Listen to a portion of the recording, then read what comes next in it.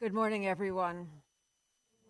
Welcome to the Unitarian Universalist Church of the Desert. I'm Bryna Blum, your worship associate this morning. So pleased to be working alongside the ever so interesting Anita Rufus. Before we begin, please take a moment to silence your cell phones. And I want to thank Chip Prince for being here today at the keyboard in place of Malcolm, who came back from his long-awaited cruise very under the weather. I want to share a few things about our guest. Anita Rufus is a national award-winning columnist and radio talk show host, retired business executive, past president of Americans for Death with Dignity, and a lifelong activist for civil rights and women's rights. She has a law degree and a master's degree in education, and she's currently writing a book based on her work with end-of-life issues, How I Killed My Husband. And that's a preview of what to expect today, and a personal memoir. As we begin, we acknowledge that we are on the historic homelands of the various bands of Cahuilla people, and we honor the unique relationship that we hope emerges between our community and the indigenous people and their traditional territories. Let this acknowledgement serve as a reminder to recognize, honor, reconcile, and partner with the Cahuilla people whose lands and water we benefit from today. I also want to acknowledge that in this congregation, we welcome people of all sexual orientations and gender identities, all ages and sizes, people of all economic statuses and professions, of all physical and mental abilities, people of all races and ancestries and cultures. We welcome you wherever you come from and whoever you love, whatever your immigration status or civic engagement. We welcome all those who will learn and grow with us as we commit to embrace the beautiful and rich diversity of the world and to build a community centered in justice, compassion, and love. You are welcome here. We are so glad you're with us this morning, and that goes for you at home as well. We'd like to take a moment now to greet newcomers or visitors or people who have not been here in a while. If you're here for the first time and are comfortable, you're invited to stand or raise your hand, and an usher will come to you with a microphone. Right now, please, just share your name and where you're from, and after the service, we can get to know you better at coffee hour. Do we have a mic? Oh, yes, we do.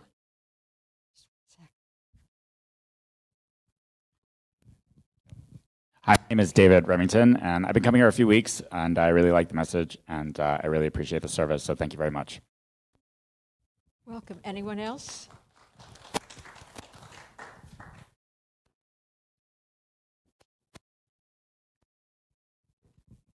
My name is Vanessa. I'm really happy to be here, and so far it feels very beautiful. The energy and it resonates with what I'm into and who I am. We're so glad you're with us this morning. Anyone else? Okay. We're delighted you're here with us today.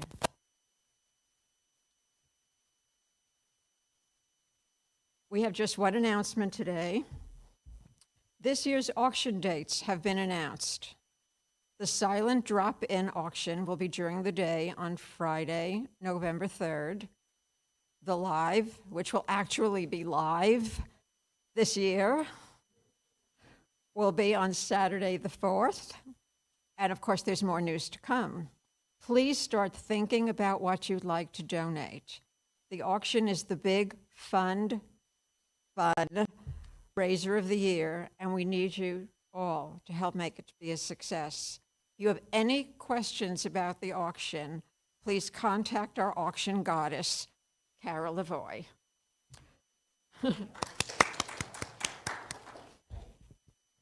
Carol's the difference between about $20,000 a year. If you'd like to be on our email list to learn more about us and our programming, please contact us at admin, that's ADMIN, at uucod.org. And now let's ring our Tibetan bowl to begin our service and listen to our music of centering, which is called Across the Vast Eternal Sky, as played by Chip Prince.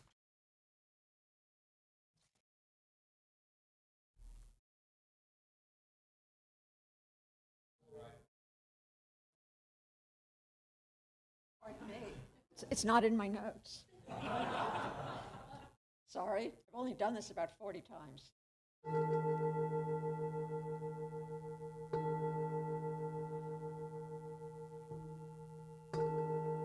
5 wishes, and because I know all of you well, and you know from whence I come, this was not easy for me to put together.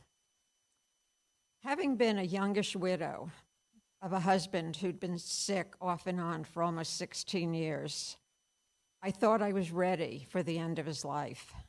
Because after all, 16 years is a very long time, right? Wrong.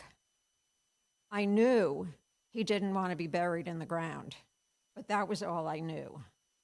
I had no idea how to handle what preceded his passing, when things went from bad to worse, and then from worse to worse again.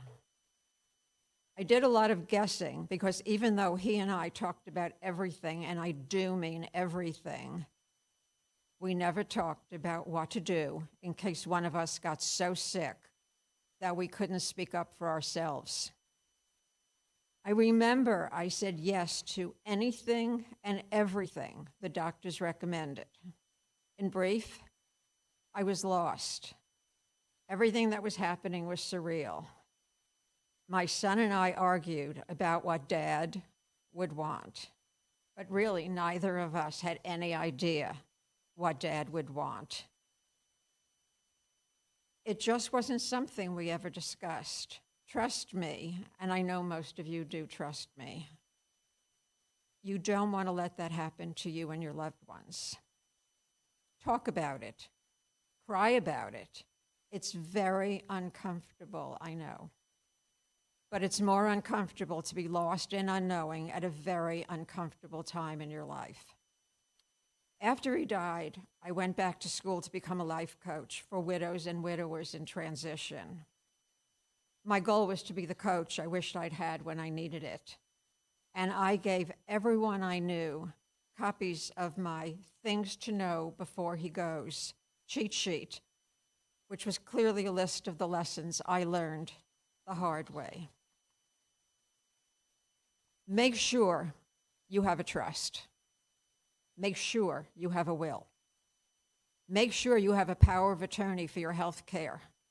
Make sure it's notarized and up to date. And make sure you know where everything is. My family has copies of everything, including my ethical will, which I wrote after I came out of the hospital in January. It's funny what you think about when you have a do not resuscitate on your arm. It's based on the 12 questions in For You When I'm Gone, a truly wonderful book by Rabbi Steve Leder. I am happy to support you in writing your ethical will. You'll be surprised what you think you know and have to say. I rewrote mine 3 times. Be good to your loved ones. Give them the gift of peace of mind. You and they will be very glad that you did.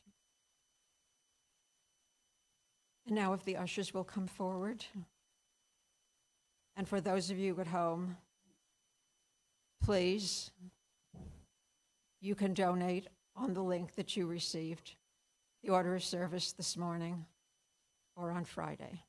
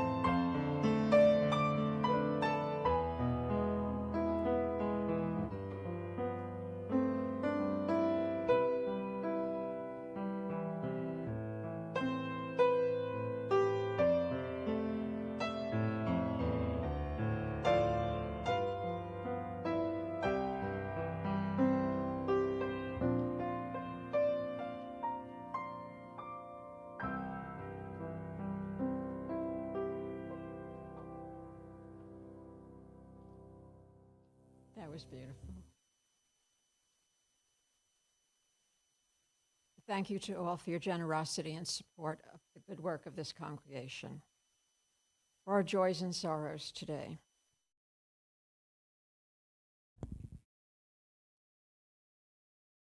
From Linda Savard, a candle of healing for Ginger's sister as she goes into surgery tomorrow.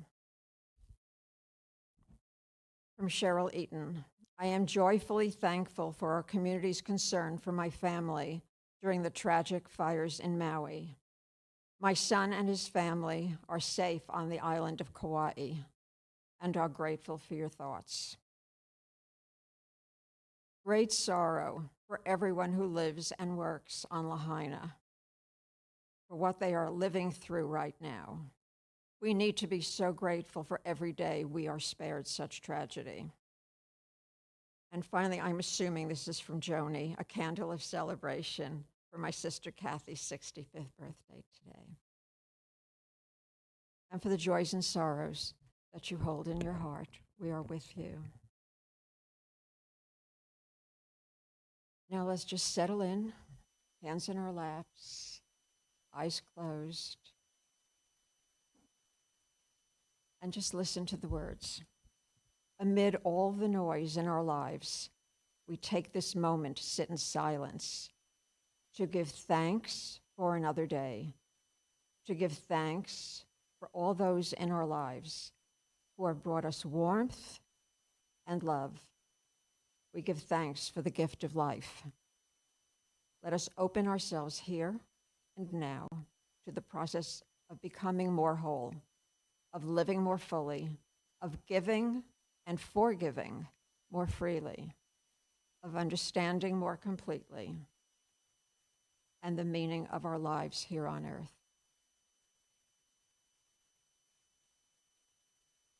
Now, if you will, join me for Spirit of Life and Fuente de Amor.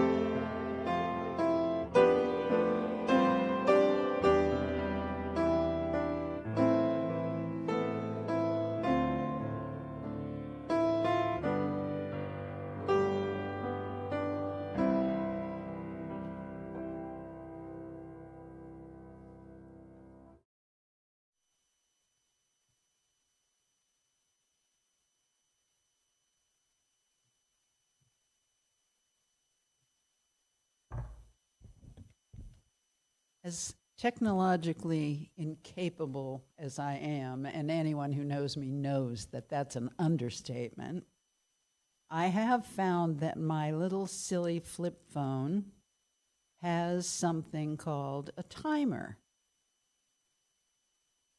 And I've set it, and we'll see if it works.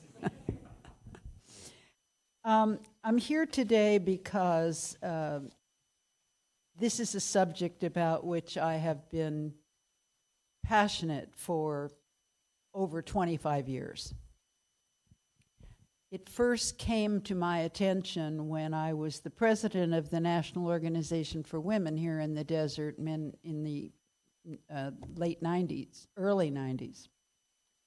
And one of my members was very, very involved in what was then called the Hemlock Society. And he sensitized me to the issue itself about end-of-life choices. And then he highlighted the fact that it is women primarily who end up with the burden of the fact that we don't talk about these things, because statistically women tend to outlive men. Sorry, guys. And they're the ones who most often have to deal with these kinds of decisions. And that's what got me going on this, and we got the California National Organization for Women to declare end-of-life choice a feminist issue, which meant that they started paying attention to what was going on in the Sacramento legislature and were able to catch some of the things where language was going to be inserted into little seemingly unrelated laws that would have limited the ability for people to make these choices for themselves. I was the head of the organization, Partnership for End-of-Life Choices, that put on the ballot in 1992 in California something that people could vote for to establish what had already been established either by law or vote in Washington and Oregon.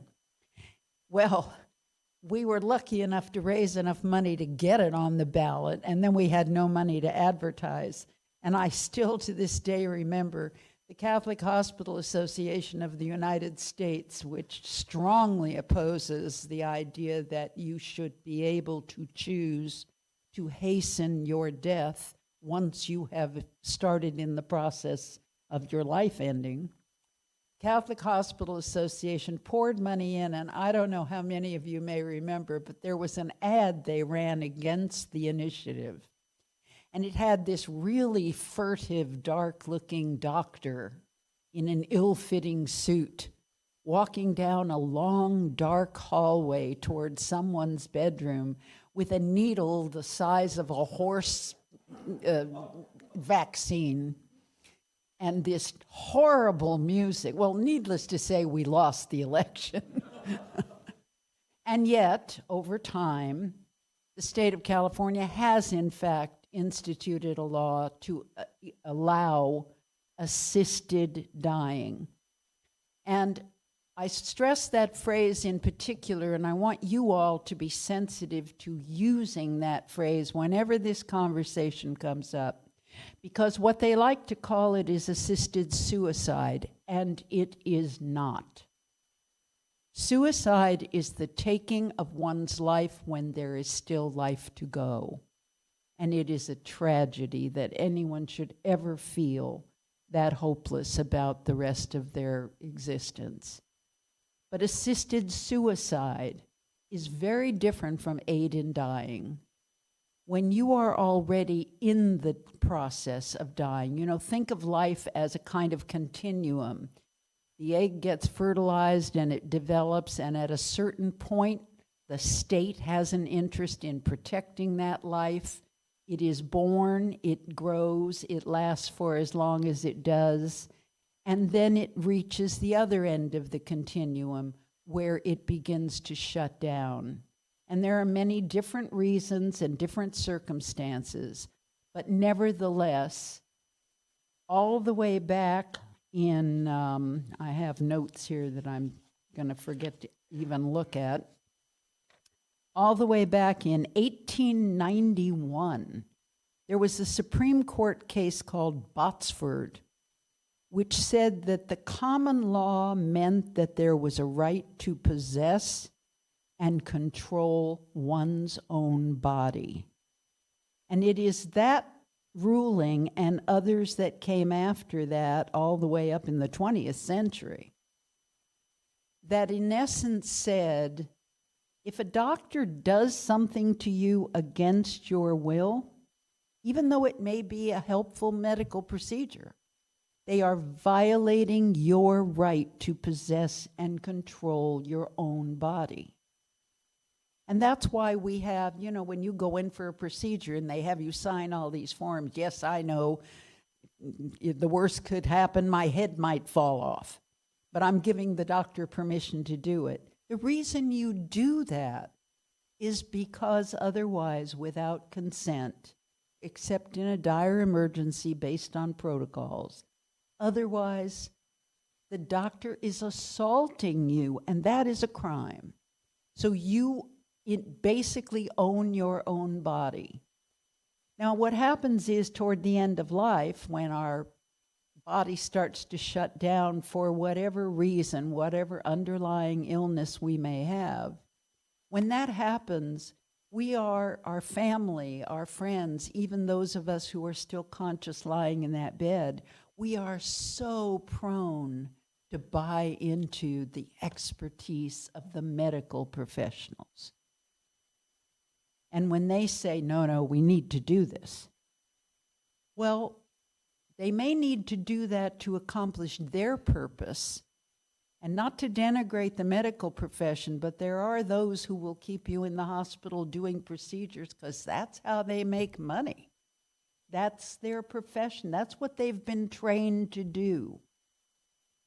And the thing I noticed with my husband when he died, and I have written a piece called How I Killed My Husband, because I think it's a catchy title, so maybe people would read it. And if people would read it, they'd get some idea of how to do this on their own when the time comes. Not kill, but assist. Well, not even assist. The thing is, when the doctor comes up and says, we need to do this, the family, for the most part, is so stressed at that point and so focused on their own impending sense of loss that it's very, very difficult to put your mind into the needs or desires of the person that's in that bed. And this is what happens with families. If you don't have what used to be called a living will, what is called a power of attorney for health care, and I have strongly recommended for a long time this form called 5 Wishes, which is available online. I think they sell them for like $5 a copy. There are many copies of them out on the table in the lobby. Feel free to take one or as many as you need for all the people who might need to fill one out. It is the law in the United States, based on Supreme Court decisions, it is the law that anyone over the age of 18 is legally able to do an advance directive, which is what these are rightfully called. And to say, if this happens to me, I want every possible measure taken for as long as possible. If you want to be kept in a coma for 20 years with your life sustained, you have the right to request that. And if you're unable to request it personally in your own voice, you can write it down, and whoever can speak for you, because you designate, if I ever can't speak for myself, here's who I want to speak for me. They will know what you want, and if you want everything done forever, you can say that. Or if there's a cutoff point for you, and there certainly is for me, I've thought about this a lot.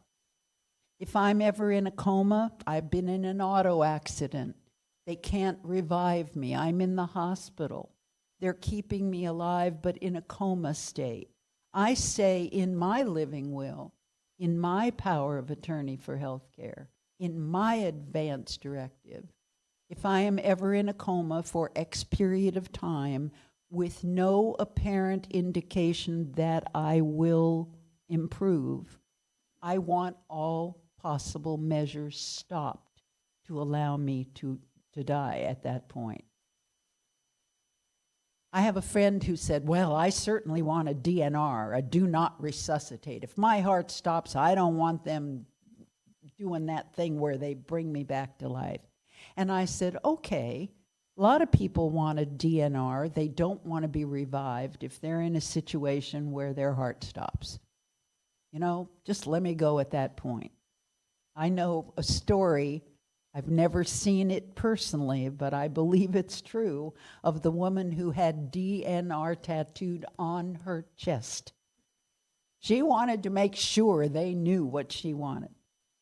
But I said to my friend at the time, well, what if you're in an auto accident and you have some internal bleeding? They take you to the emergency room and your heart stops, but they can jolt it awake, stop the internal bleeding, and then you'll be okay. Do you want a DNR then? Oh, well, she said, in that circumstance, I would want that. Well, you know what? You better tell them. You better make clear under what circumstances you want your life to be able to end peacefully, or you want every possible measure taken so that you can come back and continue to have a life. One of the things about the 5 wishes form that I like, the first 2 wishes are the legal wishes. And by the way, every state has to allow an advance directive, but each state has its own form. So depending on what state you live in, you might get a different, slightly different form. The thing I like about 5 wishes is that it is valid the way it's written in all 50 states. Now, you won't see that on the inside because I bought these copies some years ago when there was still only about 42 states that allowed it. But now, 5 wishes does prevail as legal in all 50 states. And yet, when you go into a hospital, and if you even give them your copy of 5 wishes, they may have their own form that they prefer you to fill out. That's fine. You know, if it makes them more comfortable, that's fine. Fill out their form and give them a copy of your form as well. And one of the things I learned when my father was dying, if the doctor doesn't enter the orders into your chart, it won't happen. However much your doctor may agree, or whatever your doctor knows about what you would want, in the middle of the night, when the emergency staff is behind the doors and your heart stops, they will revive you because that's their protocol unless the chart says DNR. So have the presence of mind if somebody goes into the hospital to say to them, I want these orders entered into my chart. And that can make all the difference in the world. My father was revived 3 nights in a row because the doctor didn't put it into the chart. The fact that this is legal in all 50 states doesn't mean that all the states do it the same way. In California, when they passed the law, they originally had a waiting period. You have to make 2 separate requests to be able to get aid in dying, meaning the doctor can give you something that you can take to hasten your own death so that you are not in pain or just being treated and left to, for waiting for your body to shut down on its own. Assisted dying is humane, and if you have requested it, you are entitled to receive it, but every state has their own rules. So in California, you're supposed to ask twice because they want to make sure that you're not just reacting to the craziness of a particular moment in time, but that you've had time to talk about it, talk to the doctor, talk to your family, whatever, and then to ask a second time. Well, part of the problem was the way that California originally passed the law. The period of time was so long, there were a lot of people who suffered for another 2 or 3 weeks waiting for that second ask. and that's really not in keeping with the spirit of why we should be able to do this in the first place. California has shortened that period. In California also, part of the problem is you have to find 2 doctors who will agree with the diagnosis and with the fact that you are close enough to death that they will give you assistance, something you can take or something they will do to hasten the dying process. Well, there are some places, and I am sorry to say that the Coachella Valley is in some ways one of them, where doctors have been encouraged by the hospital that they are allowed to practice in, like Eisenhower. They have been encouraged not to participate in this process.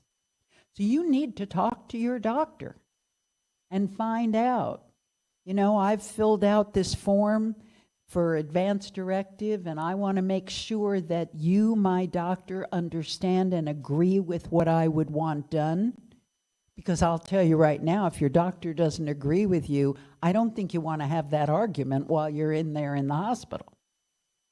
So talk to your doctor about it and find out, would your doctor be willing to be one of the 2 doctors who would allow this to happen?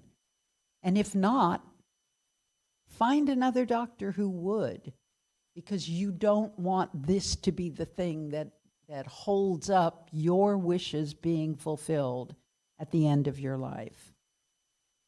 I remember there was a movie that came out some time ago called Grumpy Old Men, and Walter Matthau was one of the characters, and he and his friend got up every morning and they would go out and have their cup of coffee out by the lake that they lived by and talk about whatever was going on in the community. And one said to the other in one scene, you know, Joe died last night.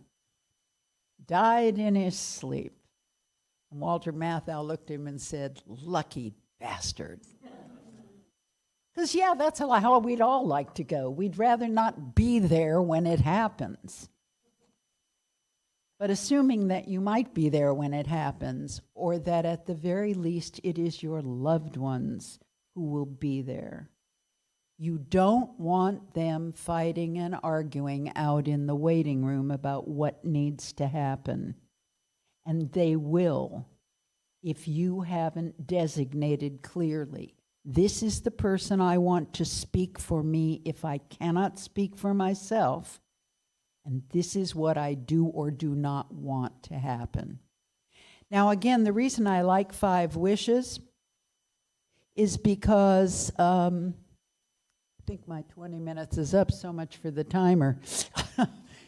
The thing I like about 5 wishes, the first 2 wishes are the legal ones.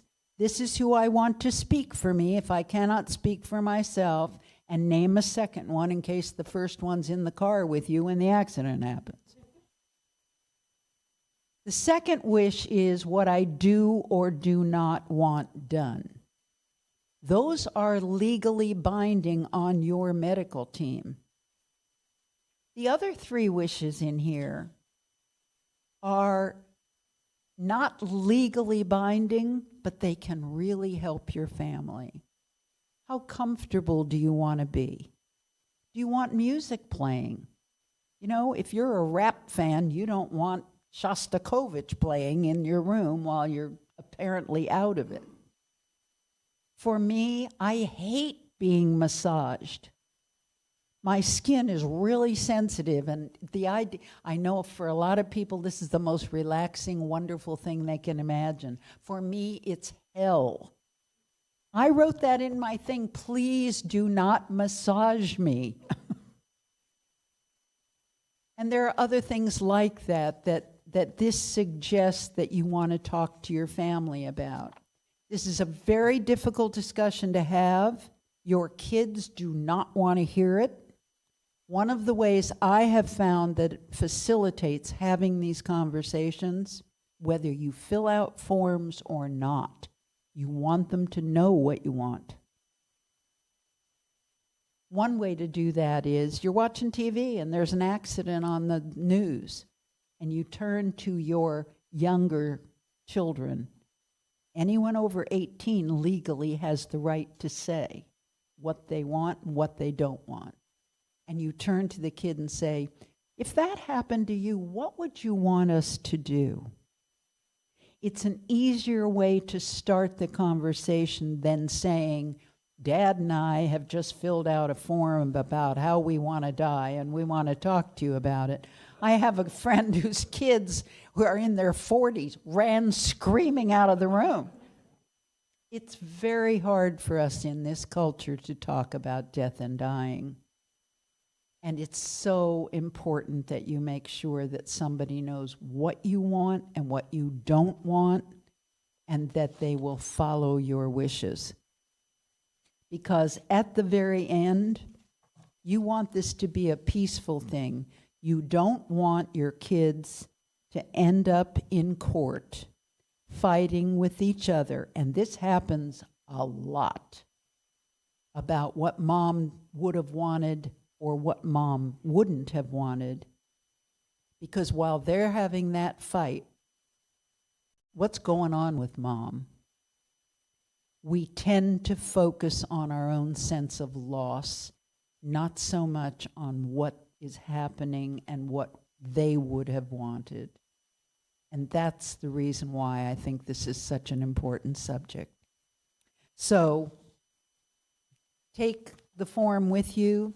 I've put inside each form out on the table suggested language, including, for example, when all of this first blew up in the 90s and every state adopted the laws that allow this, and by the way, Oregon has now taken off their residency requirements.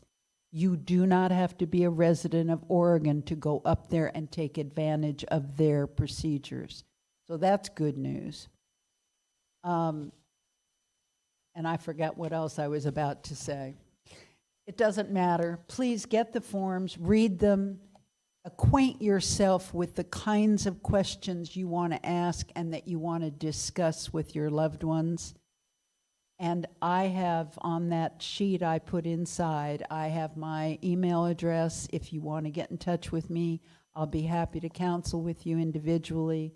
This is a free service. I feel so strongly about this, and I appreciate that the Unitarian Church is willing to share this because it is a hopeful message. Thank you.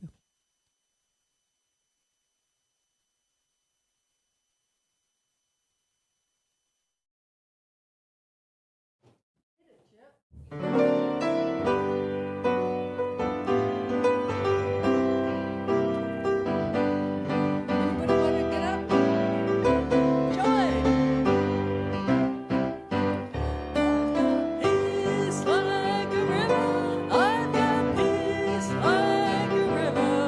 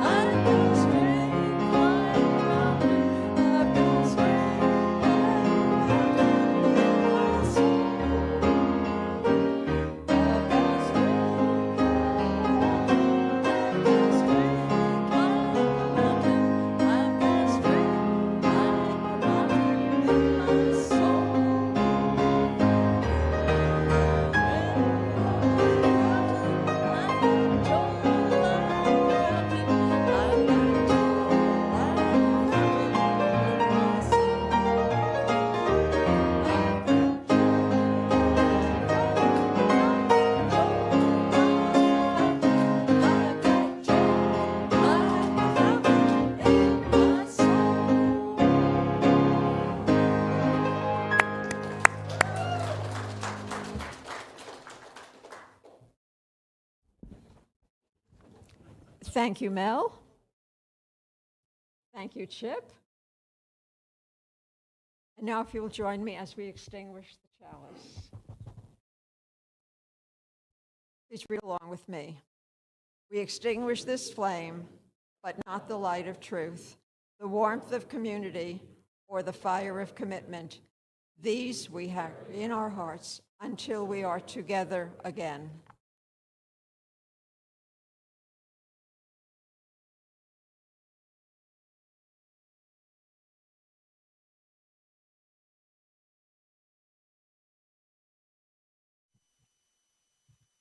They've given me the joy of giving some closing words. Here's what I want to share with you. Don't be afraid to acknowledge your humanity. Share yourself and your hopes and your fears and your truth. Go out and be an inspiration to others to do the same. I thank you so much for inviting me to be here with you today, and I wish you peace. I wish us all peace and the ability to come together around our common humanity.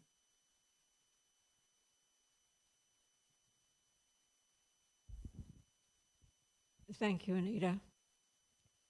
I would now like to really introduce you to Chip Prince.